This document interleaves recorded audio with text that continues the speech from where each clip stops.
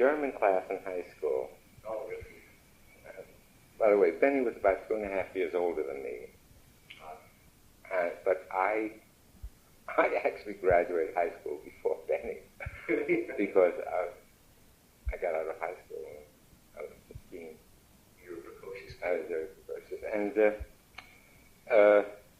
we were in a German class. And I was sitting in the back of the room so the teacher shouldn't disturb me while I was composing.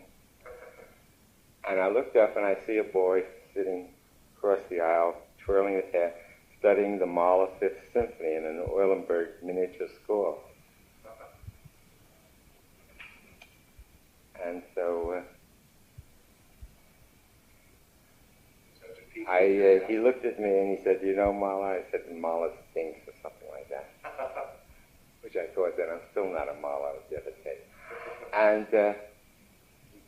got quite angry and grabbed what I was writing and looked at it and tossed it back at me and said, "Dishwater Tchaikovsky."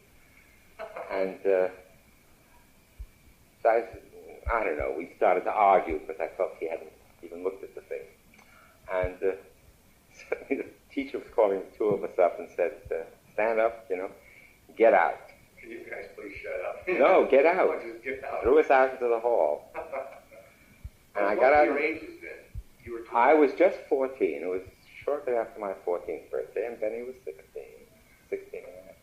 And I said, "There, you see, you got us thrown out of the class, and we won't even know what the homework is." I was upset.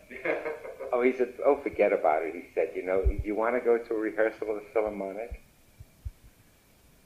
And I said, "How can we go to a rehearsal of the Philharmonic?" He says, "There's a broken door." So I said, "Sure." So we walked over. The school was the old DeWitt Clinton High School, which is now called Caron High School, but it was DeWitt Clinton High School then. It was one of the quality high schools in town. And we walked, it was on 59th Street and 10th Avenue.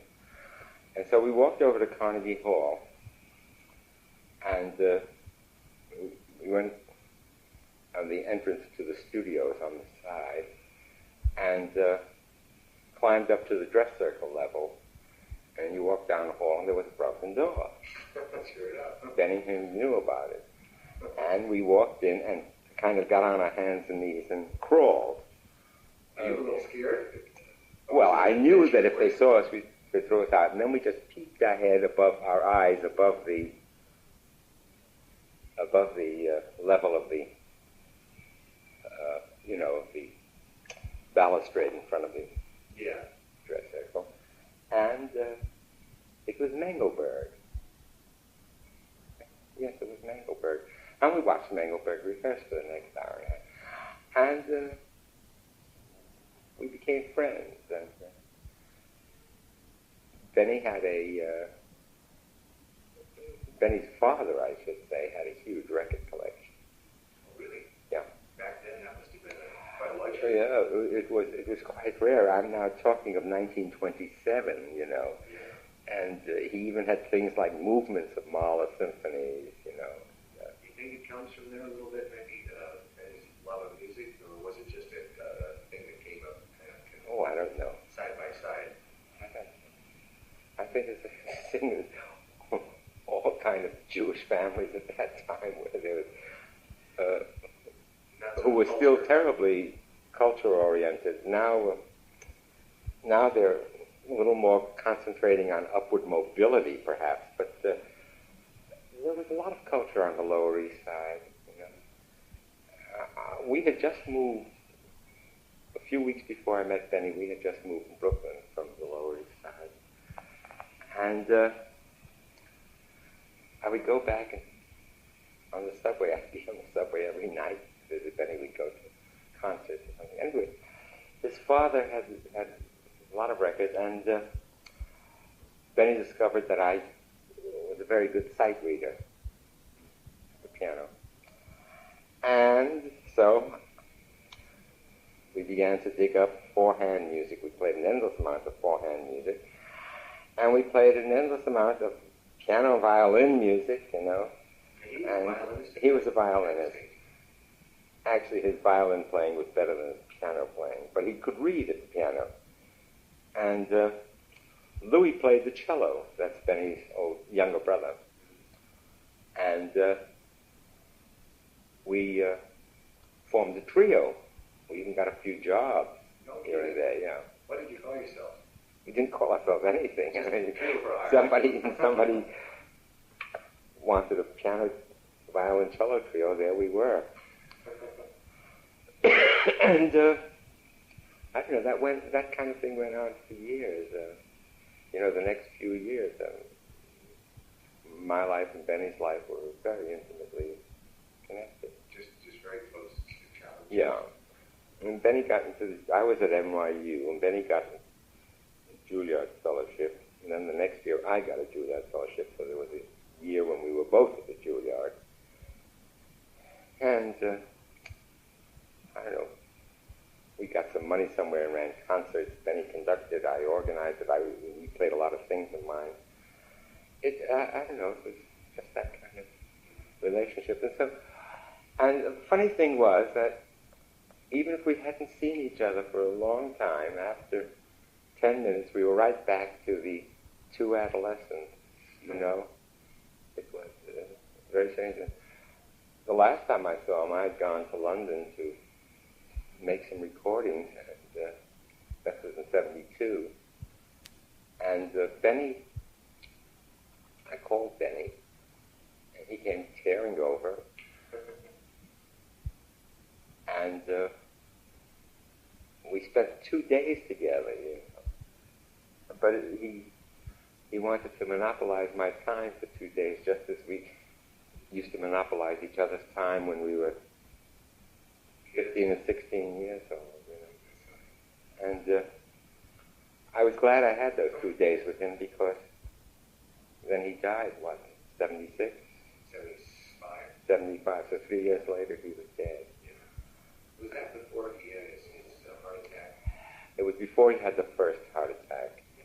Because, I saw him in 73, and I think he only lately had it. Yeah, when he had the heart attack, Christopher Palmer telephoned me very wildly from London in the fall of 72 that Benny had had a heart attack.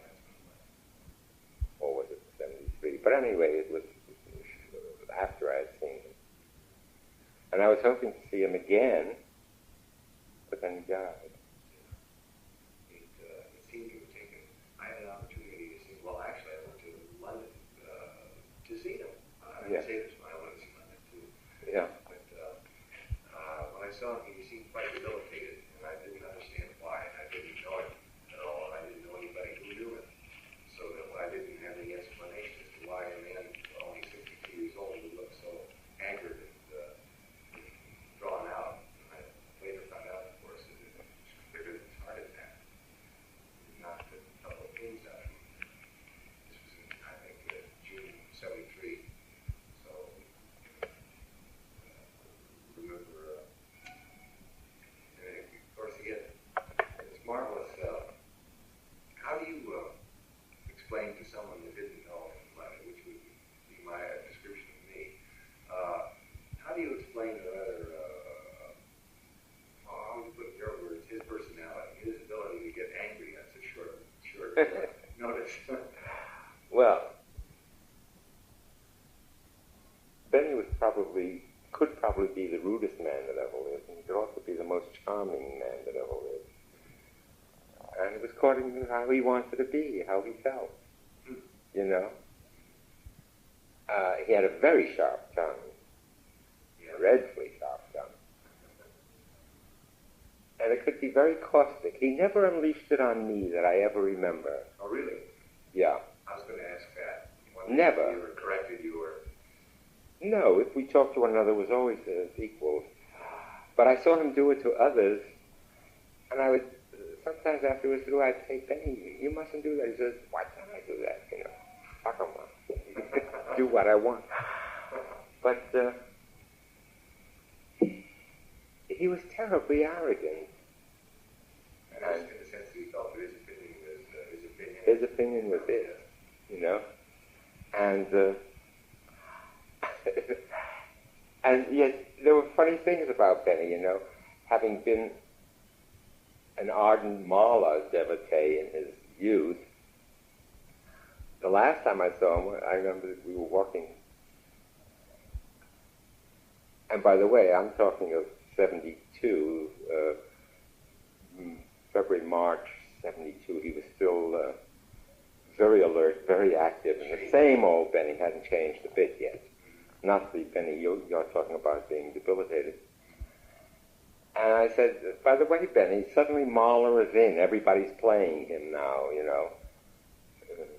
How do you feel about Mahler? And he suddenly said to me, Mahler, he's vulgar. You know, well, he's right. Mahler is vulgar. But that's funny. And in an interview, he said, I don't know if you saw this interview, he said, suddenly a second-rater like Mahler is a big thing, and Strauss is suddenly kitsch. Yeah. Well, Benny always adored Strauss. We both did, you know. I remember we used to grab all the peculiar operas.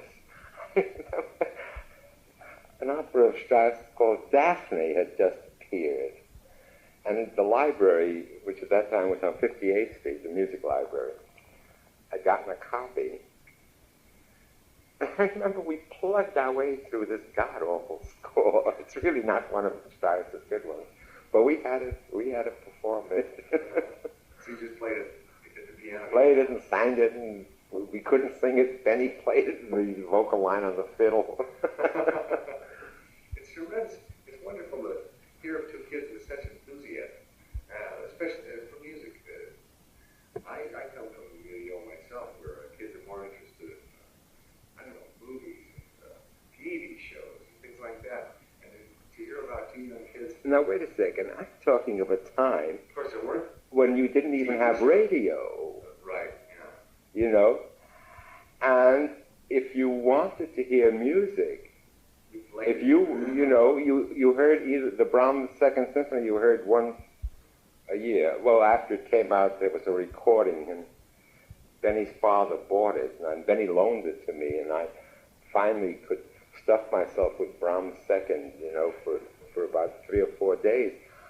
You know, I just went out of my mind, but you couldn't hear pieces, you know, and you played them piano four hands. You got at them any which way you could. I think that the kids who are interested in music now are surfeited with it. They're bored with it. So easy it's easy to put on an LP. And if you live in some place like New York or London, where you have anywhere from 10 to 15 major concerts a night, you're just surrounded with it. But we had to search for it, you know. Were you kids, were your families middle class, lower class? As far as middle class. Middle class? Yeah. We were both middle class. So fairly comfortable. My father was in real estate, and Benny's father was an optometrist. Oh, same as Louis then. Louis took over. I see. So you guys so his dad had enough money to buy a whole collection of recordings then? Yeah. Like that. His dad had enough. My father was completely uninterested in music. But, and also, we had to eke it out. I mean, I played the piano from the time I was 16. I was playing piano for dancers and writing music for the equivalent of off-Broadway plays, incidental music. And we played, our trio would play dates if we got one. And Benny was doing the same thing, you know. I mean, you scrounged around to make some money so you could have money to go to concerts and go to... and after 1929, money got very tight. And it was, well, for anybody, we were both at school still, and it was very tight, you know. What were his jobs? Do you recall anything he would have done? Oh, he did editing for Edwin Calmus. He played the fiddle in pits and theater pits once or twice. He wasn't good, so he always got fired. He made arrangements. He did incidental music. He did the same thing. I played piano in theater pits too, and we just did everything. So you guys, at a young age, I guess, started nosing around. Well, places where music was also at a young age, you just couldn't wait for a career to come to you. You had to go out after it. I was 18 when I graduated college, and Benny was about 20 or 21 when he quit the Juilliard. And we were both on our own, and Benny was working on shows like Americana, and by the time I was 21, I had a review produced by the Theater Guild, you know? I mean, we gave concerts. You had to. You couldn't wait. You couldn't wait. The times were too rough. Not that it was so easy. That you just. It wasn't easy. It was just hard. But you had to. You know, I mean, I now see. It developed in both of you a kind of resilience of spirit, so that when you were rejected, you could say, "Well, I'll get it in someplace else." But I think that happened to everybody during the Depression. They just didn't allow themselves to get emotionally wounded. Well, I mean, I suppose a lot of people did get emotionally wounded. The movies are full of people who were defeated, you know, films of that period. But I remember that period as everybody getting beaten on the head and coming up for the next blow, you know? It was a marvelous period in its way. Horrible in the fact that you were always broke. I was most impressed by the 30s and the art forms, the popular art forms like the theater and the music, but it's so full of very alive. You know, and very alive. alive. Like that, you know. Very alive. There's such a lot of ennui in music now. I know. Well, and affectations that don't really get at communication with people, I think. Well, then Benny had gotten himself a job with Johnny Green. Johnny Green had a radio program. Now, I talked to Johnny Green in the modern manner. In the modern manner. And he got taken with both of us. And he played a piece of mine, and he had Benny as his assistant conductor. And through that, Johnny got to know people at CBS. And Howard Barlow became intrigued with him, and he got a chance to conduct everything. And then before you knew it, he was a regular on the staff, and he took over from Barlow, and Barlow quit in about 1940. Well, he quit. Or he died. I forget what. But anyway, Benny. Did he die? Because I worked for Howard too. I did the music for the March. Maybe Barlow quit. Yeah. Well, Barlow gave me 2 commissions, and Barlow. Also, I worked for him. I did the music for the March of Time radio program, which Barlow conducted. And but Benny was conducting at CBS. You guys, when you by find this, music of a functional nature, did you think of it as music that you would want to save on the shelf at home, or did it you would just throw out? Well, a lot of it I have saved. Good. A lot of it I have saved, and a lot of Benny's has been saved.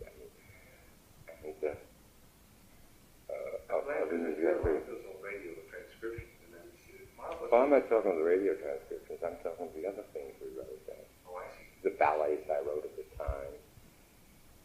One of them, Franklin John, is still done all over the place. As a matter of fact, it's just been done on television and will appear here next month. Something. Really? In a Chicago production, yeah. That's great. And I have separated in a way because I began doing ballets for Ruth Page in Chicago, so I began going out of town. I left New York. Then the next time, that was in '36, and then when I got to Hollywood in 1940, Benny was out there now. You know, he was doing What was film. your entree about? How did you, I know he had the connection with Orson Welles. How did you get out there? I just went because I had been working. I'd written this ballet for Chicago, and it was dead of winter, and I saw no reason for going back to New York. Nothing was happening there. It was, this was 36, and I don't know, I'd had New York. So a young man to say, I think you had New York, but I guess you had. Well, I was 23, and nothing to tie me down, and so I just went out to Los Angeles. A lot of my friends were there. They had moved on to New York. I went out to see, took the plunge and went there. Nothing much happened for me there. Gershwin, they were doing Porgy and Bess on the West Coast, and I had worked on the New York production. George asked me if I wanted to work on the West Coast production. I was delighted. So I worked on that. Was Gershwin a nice man? Oh, I liked George. He was funny characters that there were then. Mm. I would include you in their company, and I think it's a shame that there aren't the young kids that I think are as exciting as that company of people, of New York guys that really wrote music that was so full of life. Yeah, full of being. Yeah. And still is. I mean, you know, the music hasn't become dated. Well, I think it's hit the handsmith, their run-ins with certain snob critical circles. Well, the academics, I think the academics have killed it. Yeah, and it's so... Music has fallen into the hands of the academics. Yeah. All the composers are now teachers. We all wanted to make a living at music. Yeah. You know, so we'd play the piano, we'd play the violin, we'd orchestrate, we'd write hack stuff, we would do anything, but we wanted to make our living in music, you know. And one thing I did know, see, Benny got entranced with film. When he hit film, that was his next game. It was a love affair then. It was a love affair. His concert music was so-so. But suddenly he found, in the form of film music, that he really could express himself. He's one of the few composers who did. That's true. You know? And he wanted nothing better for the rest of his life than to alternate that and conducting.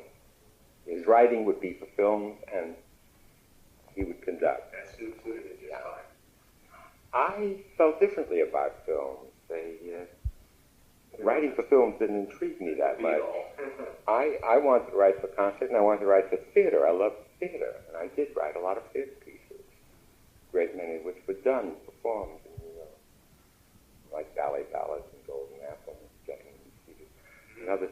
But so consequently, I would have to leave Hollywood after I'd made some money and come to New York and write what I wanted to write, and until I was broke and had to go out again. But Benny was perfectly happy there. And excited. But on the other hand, you know, a lot of Hollywood composers used to say to me, why don't you stay here? Not realizing that my symphony and my other things would never got written if I stayed there. Yeah. Benny understood that, you know. He never once said to me, why don't you stay here? He knew I had to leave. Yes. And I knew he had to stay. I also knew that he had every now and then go to London to conduct. He had to go to London to do it because he couldn't get a job here, is that right? What was the attitude? Why didn't he have more success? Well, in New York, Benny was just considered too arrogant.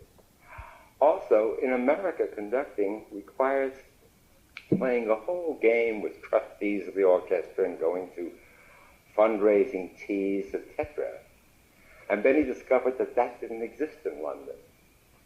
So just an artist could do his Just his go business. there and conduct. You didn't have to go wooing backers, you know, or any of that. So he conducted in London. Now, is that leads me to a question. Where did this angle finally manifest itself first? I don't know. When I met Benny, he was 16 years old, and he had it already. He already had it. He already had it. he was always searching out things. He'd go looking around and find a copy of James Whistler's Gentle Art of Making Enemies, or he adored Henry James. I never could follow him on Henry James, but anything to do with England and London, he thought was just the end. And he apparently liked the romance of the expatriate in England too. He was in England too. Well, I don't think he was so intrigued by the romance of the expatriate. But I think his fascination with Whistler and with James was the fact that they both made it in London. He hoped to. Oh, I see. I think that was a subconscious reasoning there. I see. He apparently had a... By the way, that's a book that's been forgotten that really should be dug up. The Gentle Art of Making Enemies by Whistler. I didn't even read that book. Oh, it's a marvelous book. Books about Whistler. Books about Whistler. But he wrote one of the most witty and fabulous books on personalities and on art.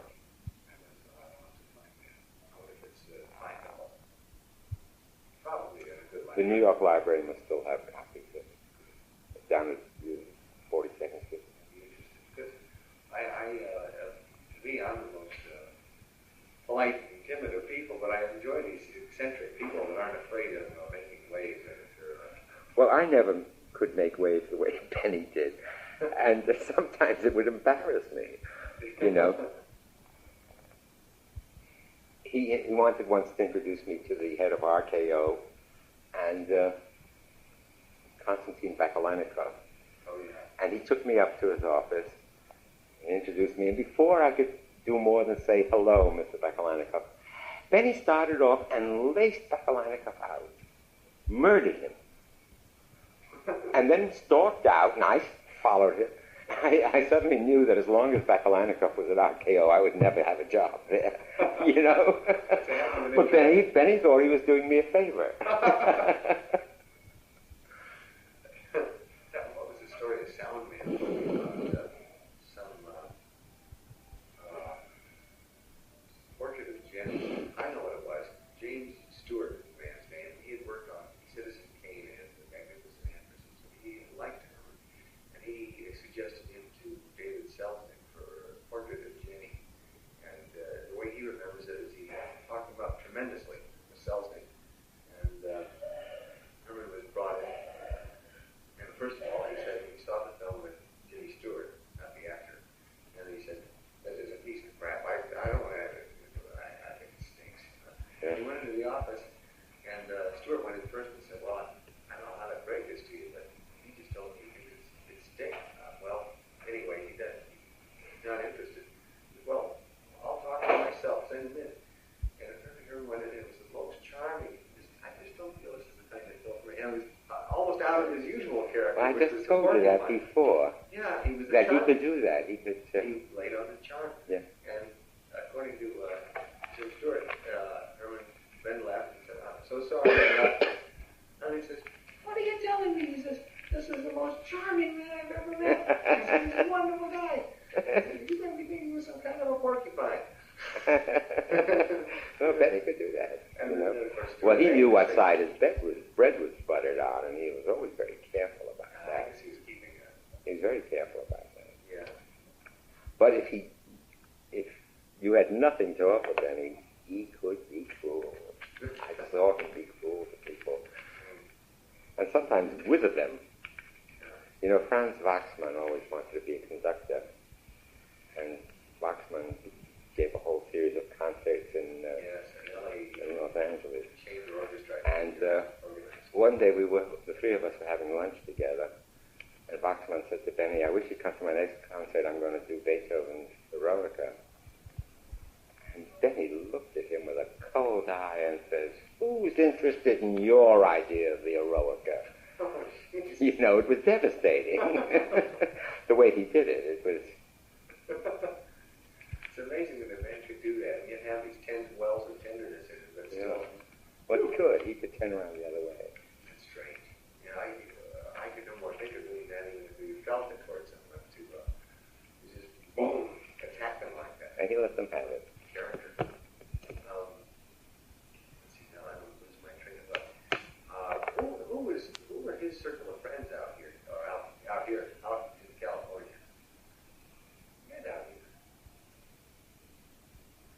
I wouldn't know. The first 10 years of my acquaintance with him, the circle of friends were myself and Abe Polonsky, the director. Oh, really? You knew him and was buddy with Abe Polonsky? Well, Abe Polonsky lived around the corner from Benny. On Why did 2nd they never Avenue. work together? It just didn't work out. People worked out. And is Abe Polonsky still alive? I think so. You ought to speak to him about that. Because he knew him before I did. They knew each other when they were little boys. And I don't know, we were the three. Just a very tight-knit... It was a tight-knit little group. There was a whole periphery of people we knew. But for close friends, the three of us were the close friends. You know. Herman, when he got his Moby Dick performed, he developed a relationship with Barbarelli, and apparently for years after that, he always had a special affection for Barbarelli Yeah. and his music making. He wrote a very nice article about it in Saturday Review in the 50s. Well, Barbarelli was a very, very nice guy. He really was. And Herman responded to that kind of kindness. Yeah, and also, Barbarelli respected Benny.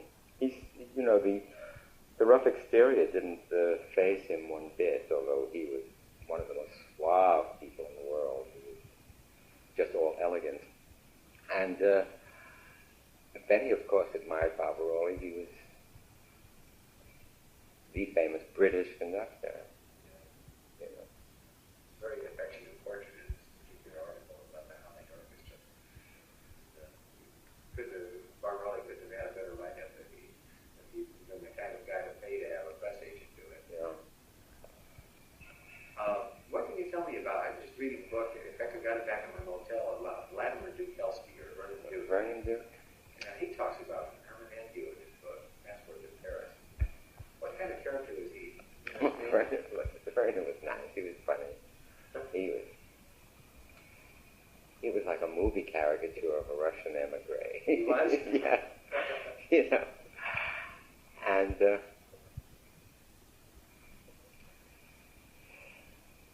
we both met him. We used to hang around Harms, which later on became Chapel. And Harms was the place where Gershwin was there, Jerry Kern was there, Vernon Duke was there. As a matter of fact, in the first show I wrote, they published. You know, it was the place to be. And What was the process of hanging around? Were you trying to harangue somebody that... no, you went up and you saw Russell Bennett with the chief orchestrator. You hung around. You got to meet Max Dreyfus. You know, Oscar Levant was there. You know, everybody was there. It was you met people there. It was Tin Pan Alley had died and had moved uptown. Tin Pan Alley was originally on 28th Street, but by the time we came around, it had moved up to 45th Street. And that's where the Harms was. And Harms was on 45th Street. And right off 6th Avenue. Now, we went to school midtown, you must remember. And in the afternoons, we would go to all the places around town that we thought were interesting. There was Harms. Across the street from Harms, what's his name? Oh, that charming man who wrote Flying Down to Rio, Hallelujah. Vince Humans had an office in a building. So we'd go to Harms, then we'd go up and visit Vince Humans, you know. And it was a thing to do in the afternoon, if you had an hour. You young kids had the audacity to come up and see these big shots in the I think it amused them. They didn't mind seeing little They boys didn't. come in. No. Shoot the breeze. Yeah. That's nice. And so anyway, we got to know Duke very well. And Because he says nice things. I like his attitude. He's got a nice attitude. I didn't read the book. Well, it's non-snobbish. In his classical part of his character, he seemed to be a frustrated classical composer. Well, he had quite a bit of success with it. He had ballets done by Diaghilev. He had lots of performances. But then he kind of gave all that up. He wanted to. Did he go at? He really wanted to go at shows. And he was kind of laughed at a little for his pretensions. But we were both intrigued with him because the songs were so extraordinary. Yes. You know? He at that time was writing things like April in Paris and Suddenly and Autumn in New York. Yeah, you know. He was the evening summer breeze. That's such a lazy, beautiful flower. Yes, he was a very interesting composer, and but that didn't last very long. Benny couldn't take Dukelsky. Got a little fed up with the he felt that Dukelsky was affected and whatnot. I stayed friends with Dukelsky longer, and as a matter of fact, I didn't see him much, but when I did see him, we were still friendly, whereas Benny would escape him, you know. But there was a period when we were hanging on to him, you know, with kind of an admiration for his songs. Now, could you tell me about the League of Composers? How did you guys get into that? Did this seem a good idea to get in with some other guys who give you some solidarity? No. Well, it started, as I said, with Aaron forming the Young Composers Group. Now, meanwhile, Benny and Lehman Engel and I gave a concert at the Juilliard, which they played a piece of mine, Benny played a piece of his own, played a piece of Lehman's, and Henry Cowell came to it and published my thing. He took us up, you see. So there was Aaron and there was us. Now, the League of Composers was the organization of the time.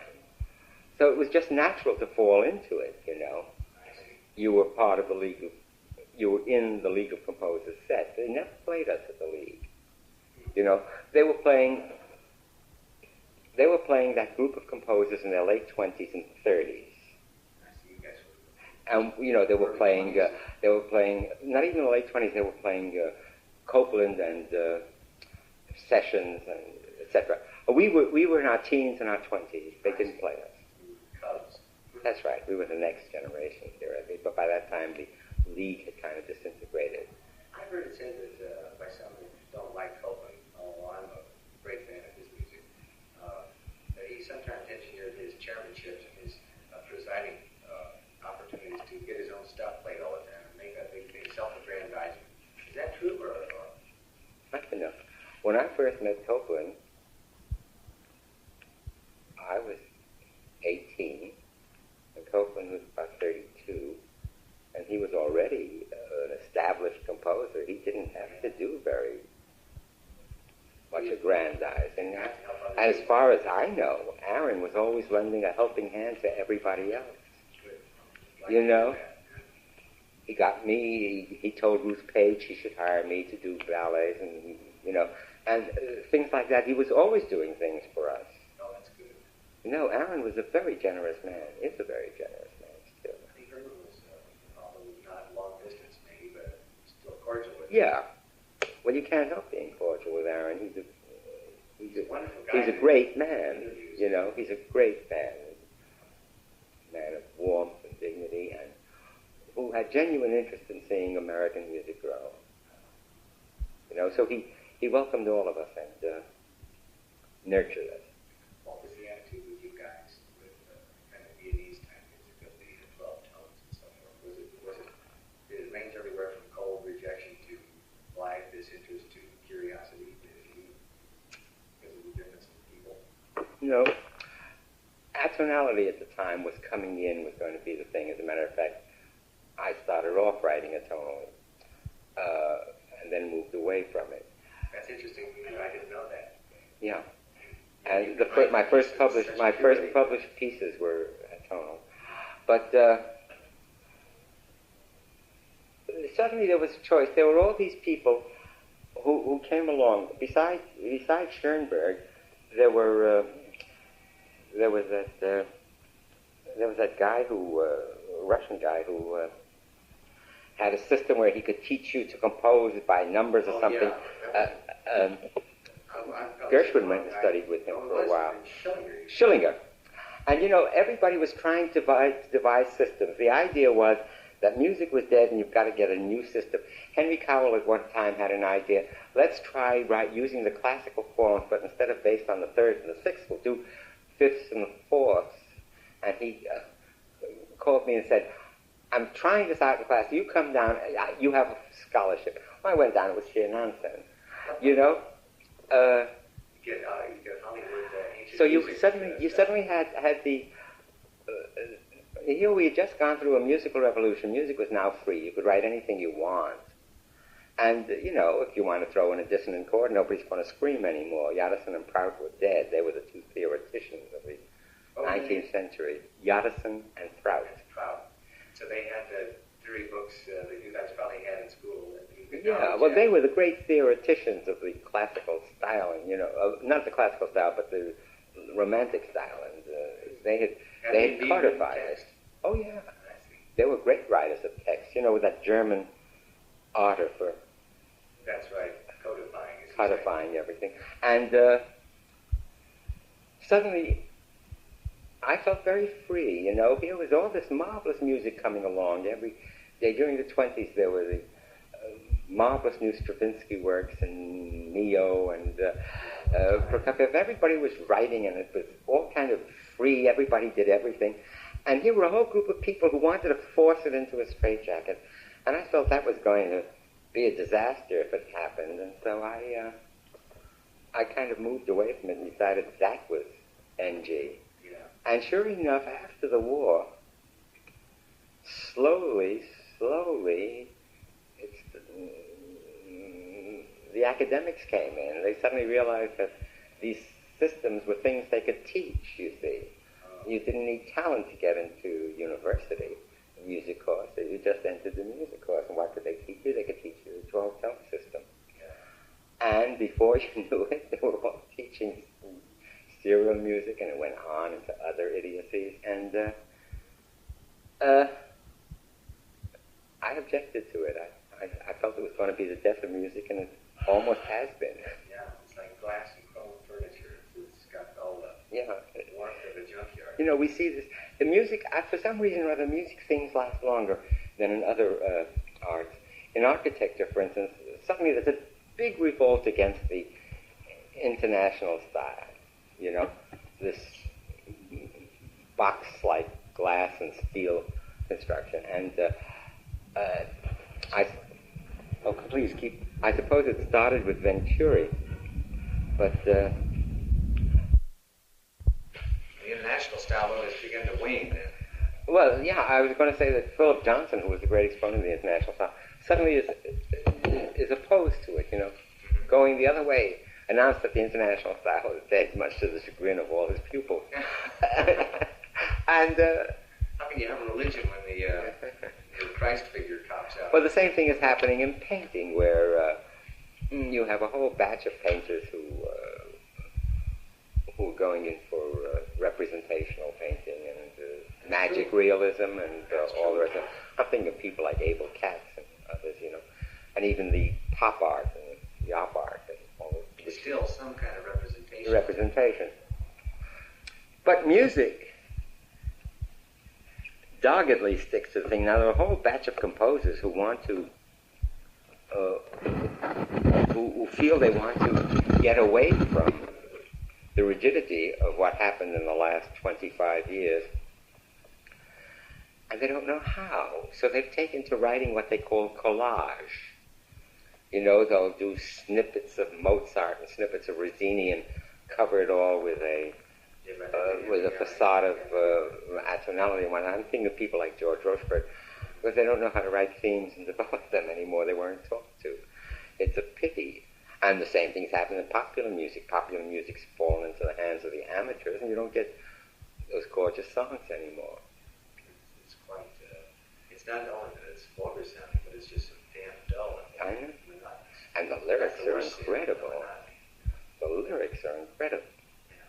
I mean, I happened for one period in my life to have worked with John Latouche, who was probably one of the greatest lyric writers that ever lived. And to have that kind of brilliance you know. And now suddenly nobody knows how to write lyrics, and instead you get one phrase for a whole song sometimes. Oh, it's just too much. Well, sometimes you can figure it out, and that's what makes it all the more annoying. You can figure out that this is the limit of the audience's emotional capacity to appreciate a lyric, or the reiteration of a dull chord, and you realize this isn't. They don't think this is simple. They think this is it. This is their ceiling. Well, besides which, this whole business of writing songs of protest. All these kids come along, they're writing songs of protest. They're making an album of protest.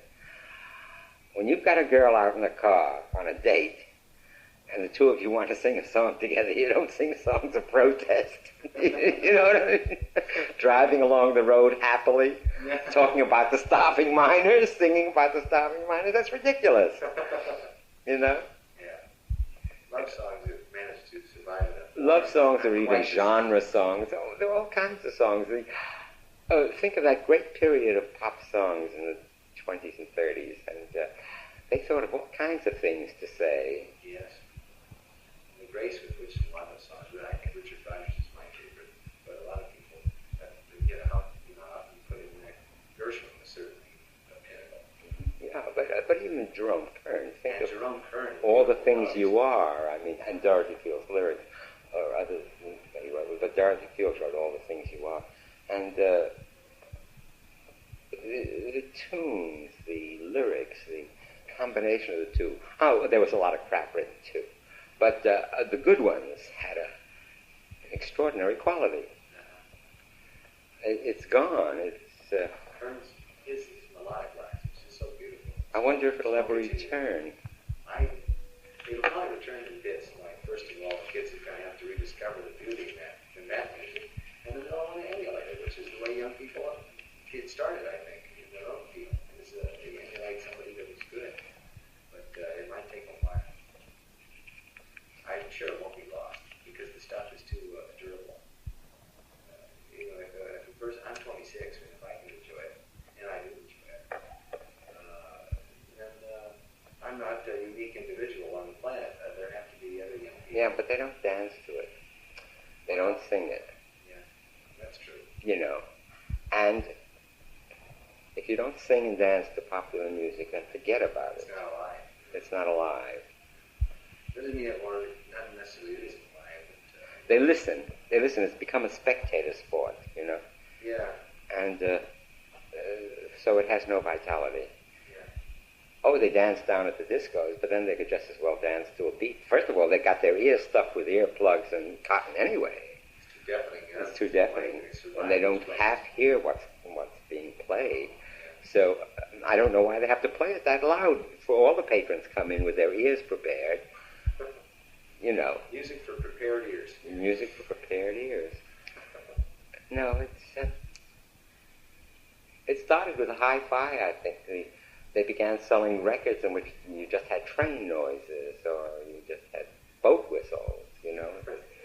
People would buy a sound effects record. Listen to this. Don't you remember when they were doing that? Yeah. In the late 50s? In the early 60s? A little bit, yeah. They were buying them. Yeah. Haunted house sounds. And the thing to do was to turn up your hi-fi and have the sound of a rushing train. Listen, it goes from that speaker to that That speaker. speed, yeah. Much better. Doppler effect. Better than music. Yeah, like the Doppler effect. But, Did Benny Herman share any of your enthusiasm as you obviously demonstrate here for pop music? Or was he more always orchestral music interested? well, I'm interested more in orchestral music. I just happen to like pop music, too. Yeah, I like the pop music of the period. I don't like the pop music of this period. No, nor do I. But, well, Benny never had a capacity for writing melodies. Yes. Yeah. So he always stayed away, though he would admire a good song when it came along. I remember when he was working on Americana, he was very enthusiastic about various composers who worked on the show. It was a review, Harold Arlen and others. You know. I think Duke had something there too, Dubelsky. Duke had something.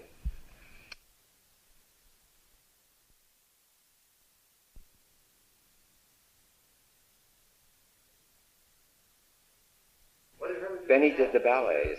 Oh, ballets. He wrote the ballets for Charles White. I see. Does any of that stuff survive? I don't think so. Oh, that's good. It'd be fun to hear. One of his pieces I enjoyed, and I've only heard a lousy transcription. It sounds like it was recorded through a lot of cotton. It was the Courier and Knives. Oh, yeah. I remember that. It's fun. It's got a lot of kick in it. Well, that was our Charles Ives period. Yeah, tell me about that. Who was, you guys sort of discovered it together, didn't you?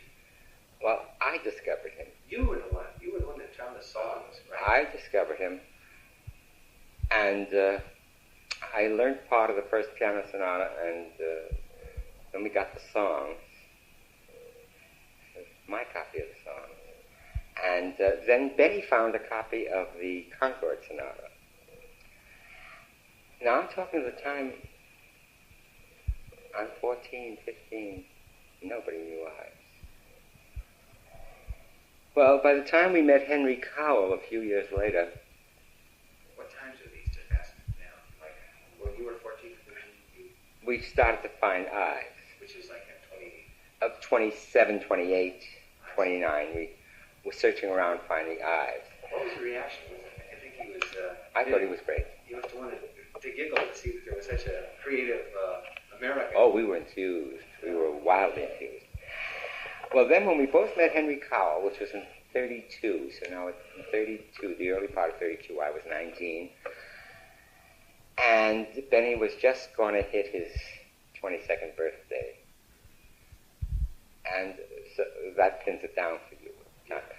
Well, at that time, we both met Henry Cowell. And, no, I was 18. I was 18, and Benny was just going to hit his 21st birthday. That's right. And when we met Cowell after that famous Juilliard concert,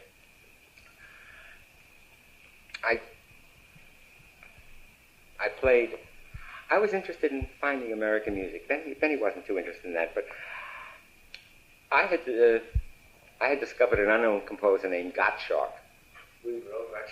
And I did a transcription of a piece of his called The Banjo. Oh, I love that. They used to use that again on television. That two-piano version is mine. Oh, no, but the one for two pianos is my version. Ah, is that right? And congratulations. I gave it to a two-piano team at the Juilliard, and they played it all over the place, and it got published. And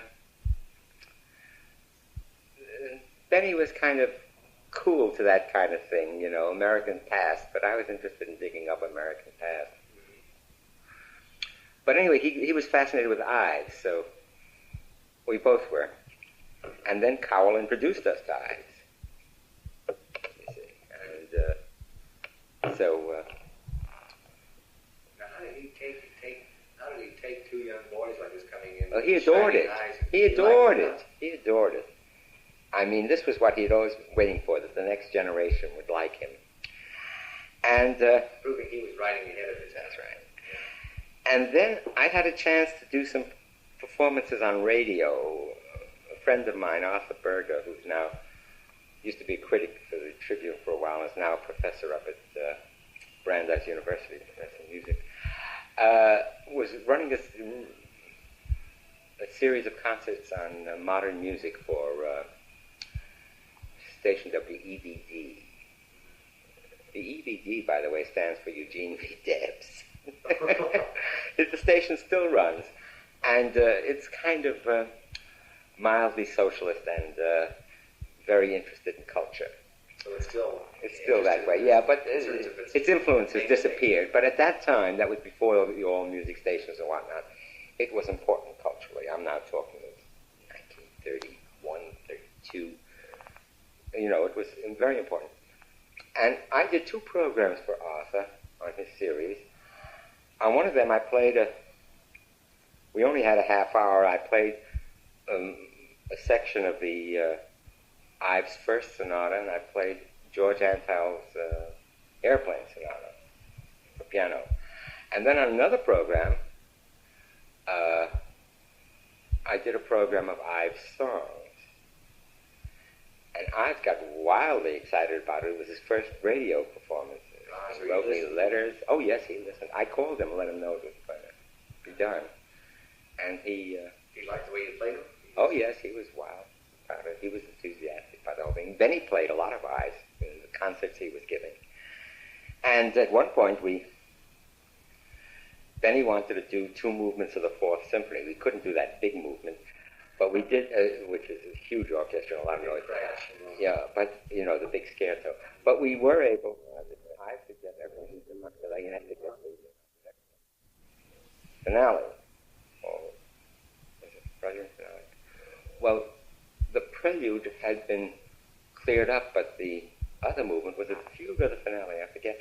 But the other movement that we played, Ives gave us the goddamn messiest photostat you've ever seen. And we had to edit it out from that. It took us weeks, but then Benny played it. And then... Was that the one for the concert at Reardon? No. What did you These were a series of concerts that we gave at... I was the administrator, Benny conducted, at the new school. Oh, that's it. Yeah. This was at the new school. Program. Of the new school concerts. Then later on, Benny moved up to Town Hall, gave some concerts in Town Hall. It was according to where he could get money. Benny was the fundraiser. He could scare up money. He was quite wonderful. Then, I don't know, by that time, I was writing a lot, and, Ives was on his way. He didn't need me anymore. I had more important things to do than act as a publicity man for Ives. And Benny felt the same way, I suppose, and we drifted away from it. I see. So you weren't really that closely in contact with him after the 30s? No, we were in contact with him for about 5 years. And did the enthusiasm sort of chart a course accordingly? Well, it charted a course for me. I don't know about Benny. Benny always loved Ives. I do too, but you must remember that Ives was showing everybody the goodies. I see. Yeah, he had a lot of dreck. He had a lot of dreck. And now you get the goddamnedest things, Yeah. But the goodies, 3 places in New England, all those marvelous things, Those outer spatial were being unanswered questions. Those were being, he was dragging them out first. Yeah. And we were dazzled. They are dazzling pieces. Yeah. But then there's the rest of it. And then another thing was, Ives also, I suddenly realized, couldn't create thematic material. He had to borrow thematic material, hither, and yon. Is that the explanation for so much? It's Americana. He's folk songs, hymn tunes, anything.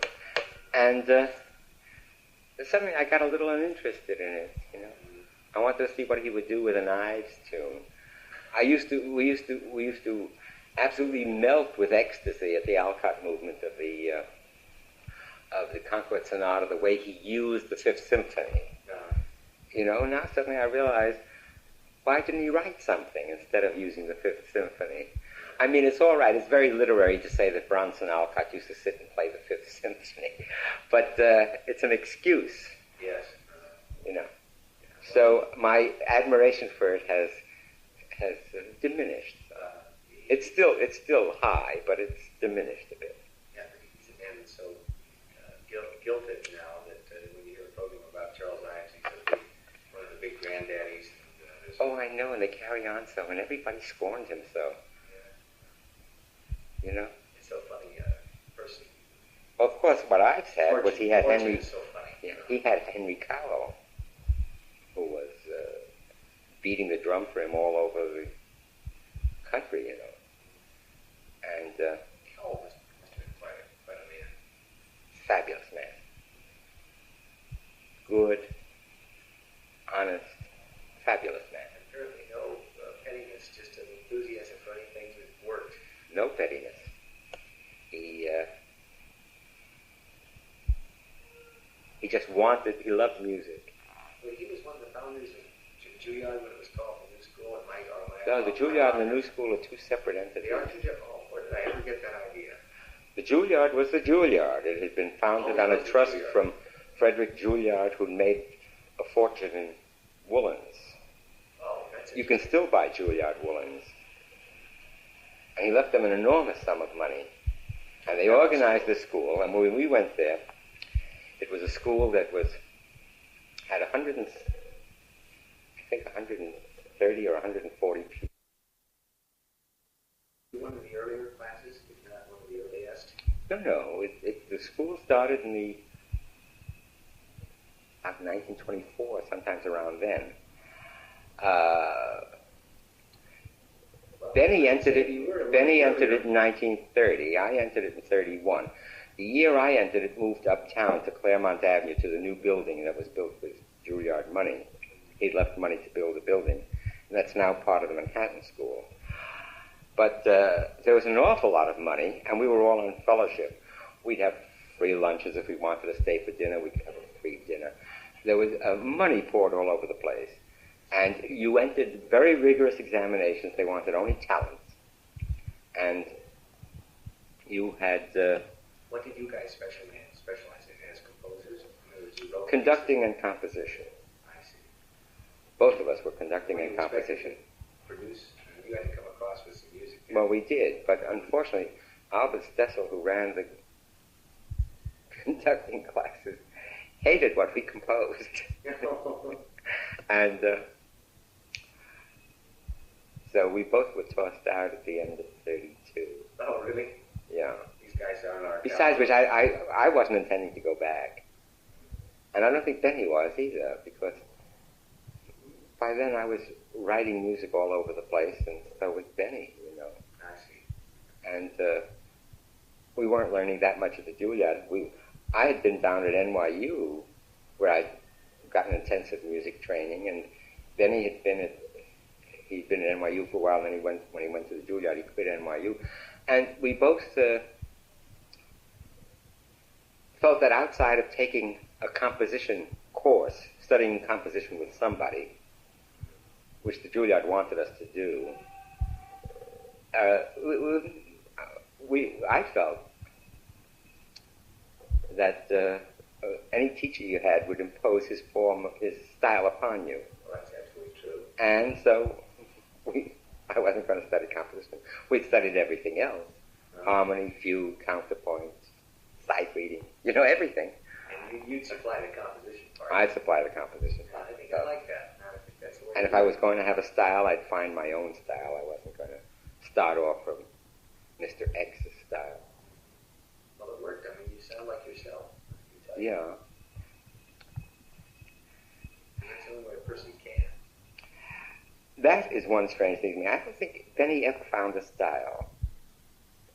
Yeah. There is nothing that you hear which you can say, this is Bernard Herrmann. If you know the piece, then that's something else. But I mean stylistically. Yeah, possibly so. He never found a style. He has, of course, a style in film music. There is an exotic quality. Yeah. Yeah, but something of the musical style. It never happened. Yeah. But, anyway, that's neither here nor there. And by that time I was not only writing a lot of concert music, but I was also writing ballets for Charles Weidman and for Ruth Page and for others. I couldn't be bothered with the idea of a composition teacher. Yeah. And for one of those guys, you have to do a lot of dry exercises. Yeah. What you already knew you knew. I'd been through that since I was 10 on my own, writing that kind of thing. Yeah. And Benny certainly had too. He'd written an enormous amount of music when he was young. Oh, really? I didn't know that. Yeah. What, did you write songs and such? No, we were both busy. Well, we had a violin and piano, so we were busy writing music for one another, and piano for hands. We'd write and play it ourselves. Gee, have you saved any of that? No, it's all that's lost. too bad. And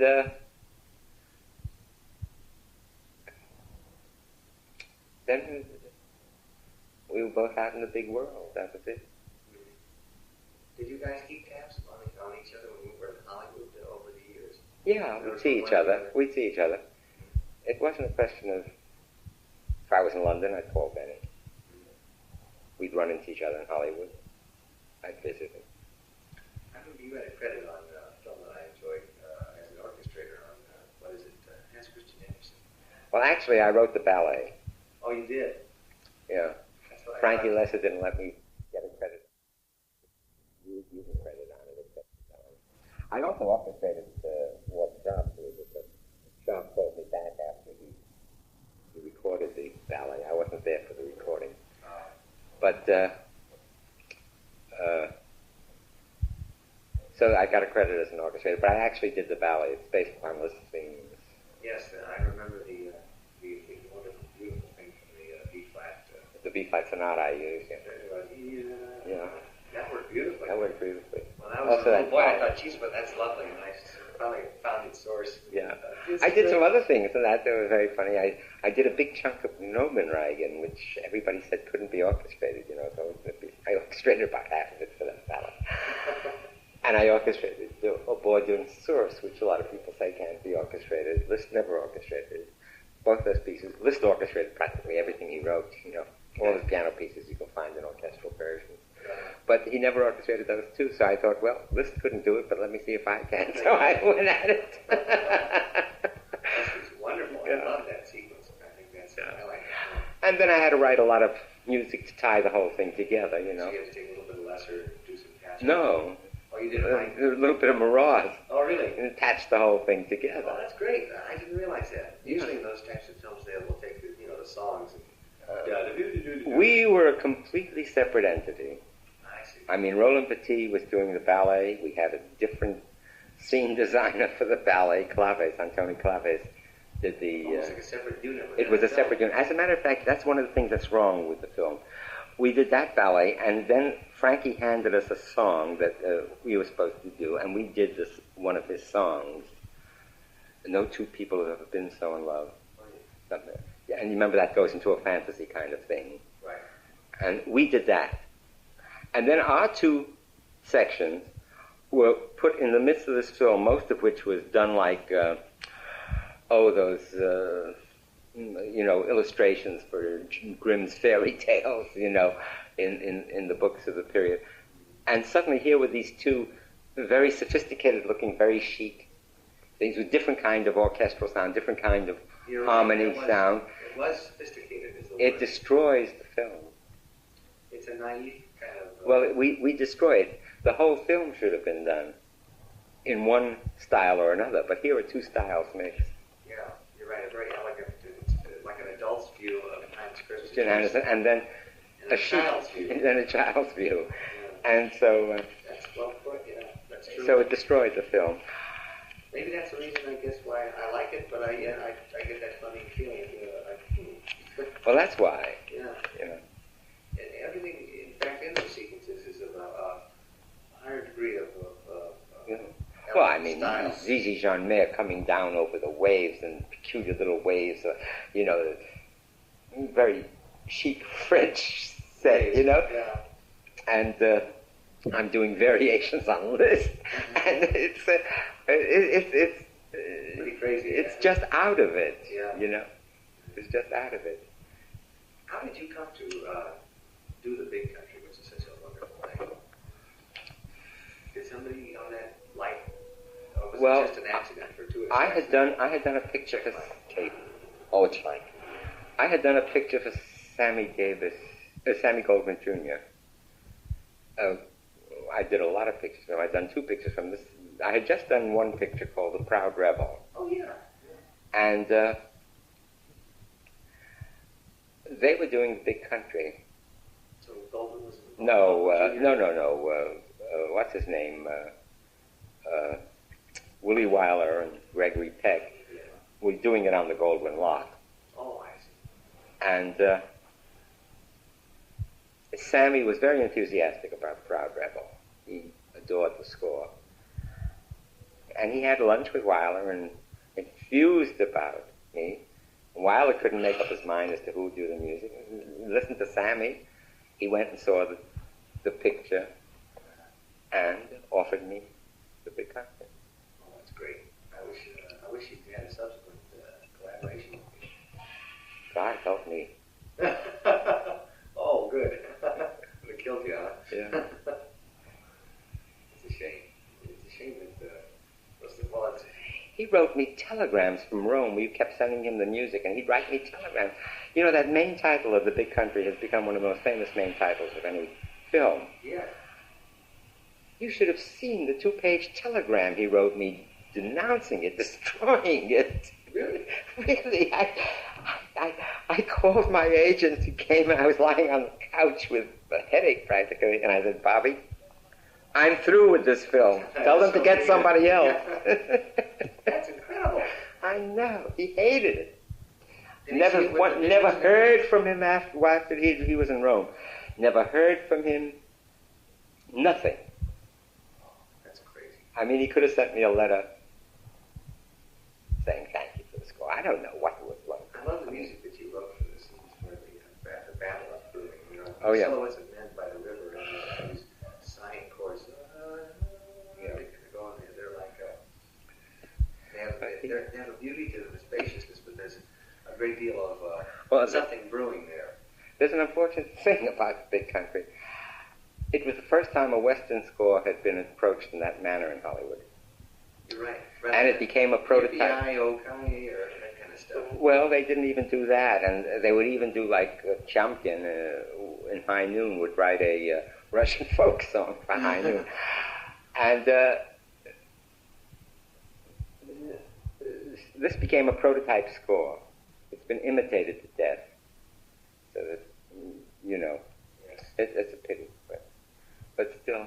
But you know, you can diminish something by imitating it poorly, but you can never kill it. You know? No, Big Country's very alive. Right, its initial. I've made an orchestral suite from it that gets played quite a bit. That's good. And the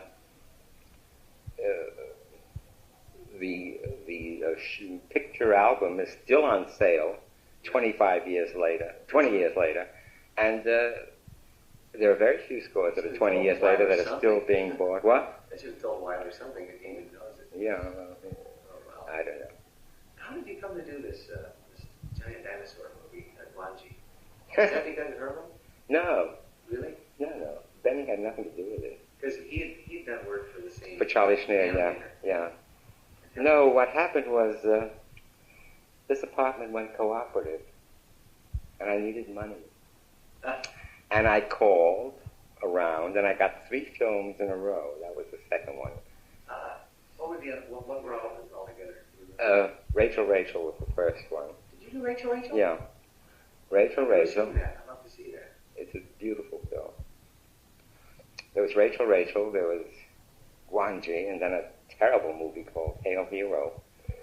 And I had my money for my apartment, and I was through with Hollywood. I'd had Hollywood. Oh, I wish it's too bad because I must confess myself a film music buff if it's good. And you have. But they don't want film music of that Well, I guess sort. it's crap. Yeah. I mean, you're up against something that they're. I remember something that was in the Guanji thing. That there was this odd-looking ostrich-like dinosaur. He had a funny piece of music. Yeah, I remember that. As it went away, and it was just a wonderful character piece. But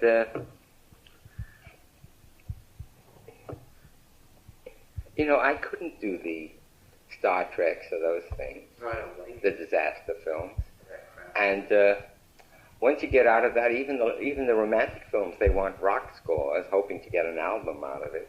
You know, a rock album. If in the extremely unlikely and fantastical event that someone were to bring someone like Rachel to you, do you think you would do something like that? Yeah. But that's, of course, in the climate of things. In the climate of things, that's not happening. Yeah. And I've written enough things that bring me in a royalty so that I can live on it. Uh-huh. And I have always I've always been writing, and a lot of things never got finished. And now is the time to write them and finish them, and I've been writing like a mad one. Have you? That's Oh, good. yeah. Good. There's a new record coming out in June. I have your wind the Sonatinas. Yeah.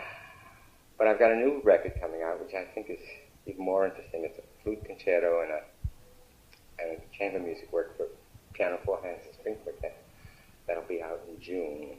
A Hollywood company named Moross is putting it out. Moross Saraband. Yeah. Yeah. They'll put it out. Oh, great.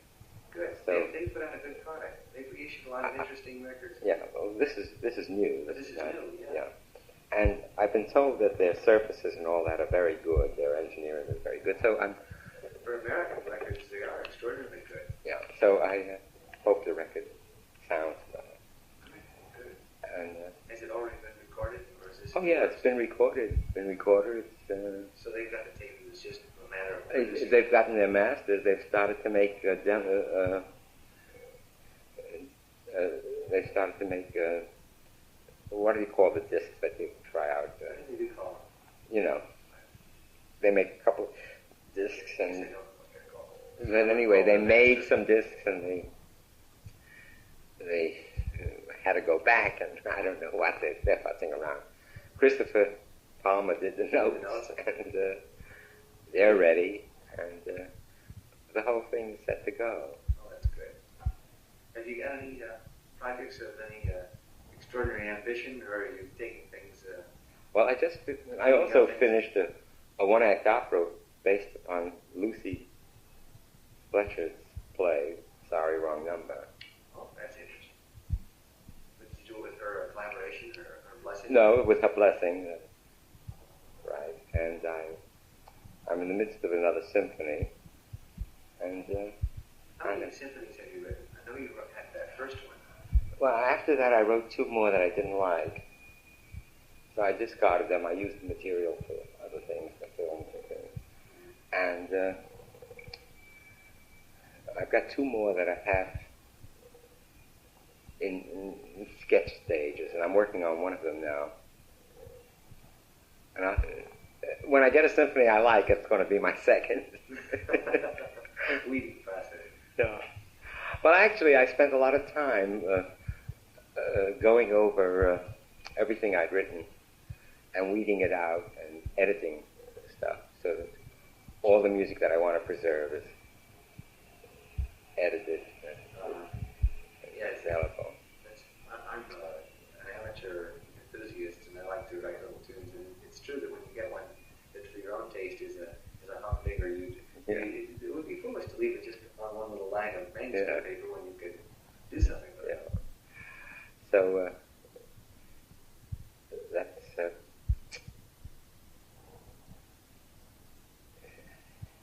When I saw Benny in London last, it was so amusing. He had joined a club. A club? Mm-hmm. You know, one of those London clubs, so you have some place to go in the afternoon. Yeah, fans who all. And, you know, Benny always smoked a pipe. And, what? I didn't know he smoked a pipe. Oh, yeah, from childhood on, he smoked a pipe. No kidding. And we wandered down the street with a pipe, and he had a cane, you know. Not that he needed the cane, but he thought that it added to something. And we went to his club. Well, I've got to make sure that I've got some tape, yes. The only thing was he didn't know anybody at the club. But he was a member. And he would play to just be part of the London club. Yeah, he was in the London club. And become probably an Englishman at last. Well, actually, there was going to be a coal strike, an energy strike, electricity and coal. And Benny was very ardent, very indignant about the government not wanting to give the coal miners a raise and, or was it the railway workers, whoever was going to go on strike. But he was involved there, as I am in New York incidents, you know. I get very involved in what's going on in New York. So he might have been a bit of a labor partisan there. He wasn't a labor partisan so much as he felt that... so he was an issue. That was an issue. That was an issue, and on that issue he was agreeing with labor. Mm-hmm. As a matter of fact, Benny was more conservative than anything, I would say. I called him up as a humorous 20-year-old. misdirected. It never reached him. So I thought I had written a letter hoping that this would make a smoother introduction. When I got him there, I didn't know which enthusiastic young fan I was when I called up in the moment. And I thought my letter would have made that introduction. When I called him, I didn't realize that the letter never got there. Later it returned to me after I was all the way back home.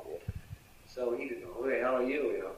And it's one funny remark. First of all, he didn't want to talk about film music. Now, isn't that funny, perverse attitude you take when you say that that was important to him?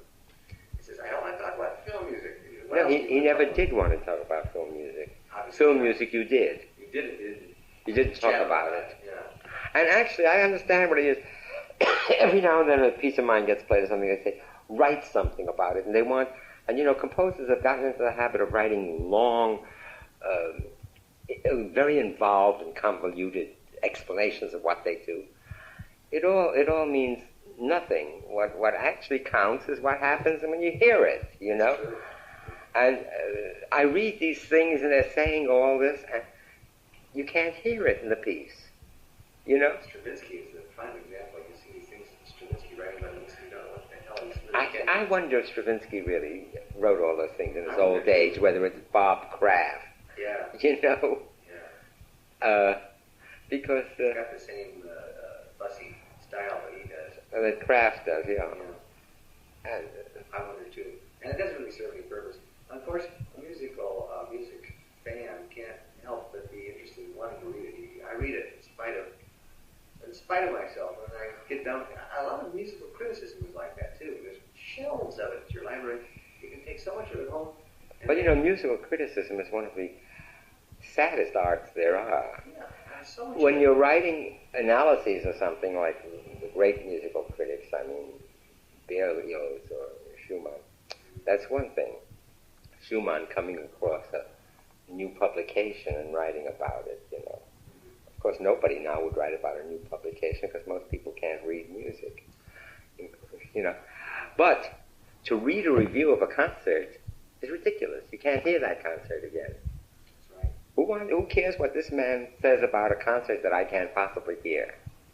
I don't want to Judge see. for myself. Art critics I may look at because I may want to go to the exhibit. The exhibit's up for a month, something. But an ephemeral one-night concert? And the guy might fix a composer with what he says. You know. Well, because certain people do read it. You know, there used to be a critic in New York called Edward Downes. Olin Downes. Edward Downes is his son, who's a critic now. But Olin Downes was a critic, and he was really very nice. No matter what he said, and sometimes he could be quite devastating, but somewhere in his review, he wrote something that the person could quote. Now, performers are interested in criticism because they need the quotes when they go on tour. I see. You know? Yeah. A composer doesn't. Though a lot of the conductors, etc., will go according to what is said by the critic. But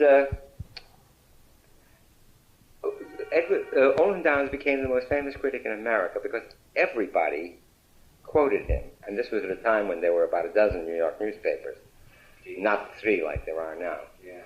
And he made sure that they could always get a good quote out of his thing. So Olin Downes became a household word throughout the musical fans in this country. That's interesting.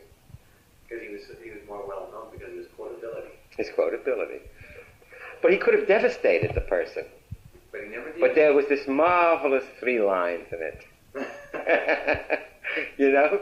So you couldn't hate him, no matter what he said. They always got a quote. Olin Downes said this. I see. You know? They don't tell you the rest of the thing. Olin Downes said, you stink. You know, that was out. There were these 3 marvelous lines. What do you think of the overall musical scene anyway? Do you prefer to remain aloof from it now and just to sort of sample it on the edges and remain a citizen, so to speak, without... I plug for performances. Do you? Oh, sure I do. Oh, you have to. But the overall musical scene is so tied up with academicism, with chic, with all kinds kinds of crazy things that it's hard now. It's pretty rough. And it's hard for concertgoers, too. And then, of course, there are these dopey critics who, as soon as they hear something that's listenable, they say, it's conservative. That horrible word. And then, along come all the kids writing serial music, 12-tone music, aleatory music, and they say that's terrible, it's dreadful, the audience walked out, So there you are. Yeah. You can't win in the present milieu. Yeah. That's true. They're afraid to ever say anything supportive for fear that their necks are not. I wrote a piece that I thought was a major piece and almost epic in its quality. It was a piece called Gentlemen Be Seated. And it was the history of the Civil War done as a minstrel show. And the New York City Opera produced it. Well, the critics fell on me. They didn't just write one paragraph. They wrote columns, of absolute distaste. It devastated me. Yeah. It took me a year before I could start writing again. Because this had been a major effort, to be so destroyed. Especially my previous theater piece, The Golden Apple, had been such a huge success, But, I don't know, they felt that I had desecrated the opera house. Oh, they're bullshit. Well, that's just their opinions, but when you get so many opinions... Yeah, but that, I being involved in some kind of art form, which is sculpture, when I do something that people... I know what it's like to have an ego like filament. Well, you spend 2 years doing a piece of sculpture, though no sculpture would take 2 years. No, but if you were to, when you finished up and had this enormous sculpture, which you felt was a big epic piece of bronze, and suddenly everybody says it's a piffle, it's a pile of shit, well, you're destroyed. Yeah, not to get it out. It took a while to get back from it. It was very good because I suddenly decided it didn't matter. What was bad about it was that until then I'd gotten performed a lot. And suddenly everybody read the newspaper. I wasn't being performed at all. Yeah. I wasn't being performed at all, It's mean. It's mean. And yet, on the other hand, I would not censure critics. I mean, I don't think they're worth that much, but I wouldn't suddenly revoke their right to write. No, because if the guys who destroyed Gentlemen Be Seated suddenly were to praise my flute concerto wildly, I'd be delighted. Those guys are perceptive. Yes, Well, let's not kid ourselves. That sells the piece. But the reaction was so sharp that when the sonatinas appeared, I couldn't get a single review of it. Now, I'm not an unknown composer, and I've done a body of work that has, I think, a bit of respectability. And if I come along with 4 chamber music pieces, I should be at least listened to. Yeah. In other words, didn't even get a review of the album. The album never got a review. It's practically unknown. Yeah. But I gave a copy to Bob Sherman, who runs a radio program here called The Listening Room. He came down to see a revival of Golden Apple that was done last fall. And I happened to be there that night.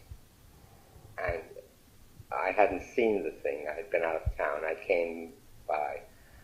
And he was there. And he was wildly enthusiastic about the piece. He had never seen it. And he said, I want to hear some more of your things. So I sent him the sonatinas. Well, he got wildly enthusiastic about it. He then put them on. He gave me an hour a couple of days later of playing that and chunks of Big Country and a piece of Frankie and Johnny. And he said to me, how come I never heard of this record? Because he he has a program which they review all the new records on WQXR. But the person who selected the record to be presented to them to review never bothered. I mean, the company had sent it in. So there you are. Yeah. Well, anyway, I got my innings in on this program. Yeah, good. So it made up for it. Well, and you got the album. You know, a lot of composers don't get that much. Have music. I'm on your side as far as there should have been more to it than that too. Yeah. But if when Christ nowadays, you know. Yeah, but you want sales. You want sales. You want audience. I don't blame you. I mean sales not for the money. No, so people hear your work. So people hear your work. People write music for or make artwork so that they can touch people. Well, that's what I think a real artist does. The guy that's just working on a mathematical problem and the guy in a musical composition is a sorry soul. And I don't think that he deserves the arena as much as the guy who wants to reach out to people. It's I don't know how one does it now. Benny was never able, after he became a film composer, to get his other things played very easily. That's right. I was thinking that when we talked about the calumny that fell on you after Cinema PC, the Coffins told me that he was very hurt by the reception to his symphony and his Moby Dick. It was either lukewarm or I guess in the case of the symphony it was cursed out. Really poo-pooed, yeah. Yeah, well, Benny was right to be hurt. The piece is a good piece. Sure. But there is a snobbery about being a film composer. Anything you write, they yell it's film music, and film music has a pejorative sound in the academic world. Yes. Well, there was recently, you probably didn't see it, but just over the weekend, Andre Previn has this program. I saw Andre's program last night. And even he had to, he of all people should resist, but he had to bring up the fact that it was really more pejorative than a film music composer. Well, no, he's just telling you a fact that it's so. Look how Andre had to fight to become a conductor. Yes. After having been a film composer, they just wouldn't accept him. Yeah. Well, at least he's giving the program, at least with his program. Oh, I think his whole thing of Previn in Pittsburgh is marvelous. He does all kinds of things. He plays chamber music. He chats. He's wonderful. It's literate. That's true. Yes. It's interesting. I guess, in a sense, I'm being super sensitive to him. Airing that old shibboleth about film music composer. Well, he didn't feel that. He just said that this is the attitude. This is the attitude, and that's true. And then he went and he did a piece of Benny's, did Psycho. Yeah, he did Psycho. Good performance. And unfortunately, he picked two pieces by Roja and Johnny Williams, which had the same quality of big, brassy, noisy music. I wish he had made another kind of selection. I think so too. But he didn't, and Roja's been heard as a very moving thing in the context of the movie, but it has a circus sound, and the Superman, I think, is quite trivial sounding. It sounded just like Ringling Brothers music. Well, Andre's a very good friend of Johnny. He played his symphony, and he trying to get his violin concerto played. They're good friends, long-standing. Yeah. And it was nice that he played him again. Yes, it's good for.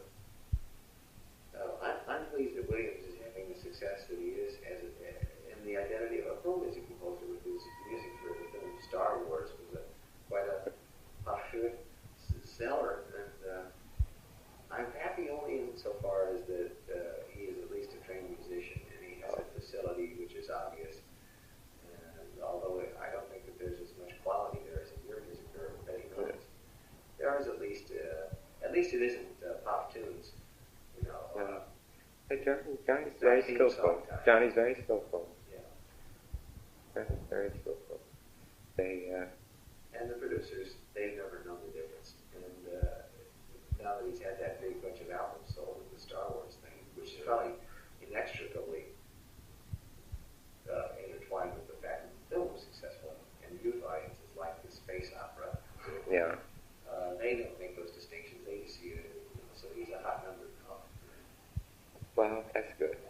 He was a hot number before it. That's why he got Star Wars. Yes, that's true. You know. He had a film Jaws, the monster shark. Jaws, and he had a couple of films before that. He had an Academy Award before that. No, Johnny. Did he? Johnny had a huge success since he moved from television to film. In television, he was always doing situation comedies. That's true. Yes. You know. I remember some things he did in the same vein as Star Wars. Something called Lost in Space. It was. Oh, I didn't know that, but he had one program he did in which it was all that kind of peculiar little scherzos were jazzy scherzos. Yeah. He used to turn them out like sausages. Yeah. Which you have to do, I Yeah. guess. You're obligated to become a sausage factory. But there's not that much going in films. There's just not that much going in films for composers anymore. No, I guess 2 or 3 hot guys fill the need. So the need must be. I mean, maybe there are a dozen films a year at the most for which they want a big score, big sounding score. The rest of it is all they want trivia. Yeah, they sort of get it. Well, they get it, and it sells. Yeah. You know, Sad thing. and the composers that come and go. Isaac Hayes, big deal for one season. You know. Yeah.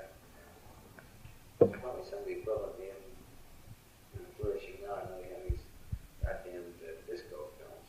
You know, Saturday Night Fever, just awful stuff. the Bee Gees. Yeah. Well, Falsetto singing group. Some of the Chipmunks. Remember the Chipmunks? No. Oh, geez. The joke. Singing Chipmunks. An album in the 50s. They sound like Chipmunks. Well, they used to be the Beach Boys. Yeah. Those are fads. And it happened to Herman, of course. They wanted to. I have actually been shown 2 pieces of sheet music of a theme from Marty and a theme from Torn Curtain, which he wrote, which was kicked out. And they were turned into the most unprepossessing rock and pop songs by one of the staff arrangers of Universal. Oh, hoping to. Had to be a pop tune. I had to get some money. Oh, I've had that. Have you had it too? Yeah. In fact, they even turned the Big Country theme. Yeah, with a terrible lyric. From the dopey lyric. Yeah. Oh, God. Like Another Day, Another Dollar, I think it was. Another day, another sunrise. Sunrise, yeah. That doesn't do justice to it very much. It's certainly not the feeling of the music. But the guy, one of the 2 guys who wrote the music was the head of United Artists Music at the time. Oh, really? Yeah. Put that into a... Yeah, so... well, it did pretty well, didn't it? Yeah. Oh, it didn't? No. Yeah, I knew it. I think it sold 2 copies. Oh. Oh, well. I'm standing because I can't sit for long periods. Yeah. Well, I think So it's you a good, sit down.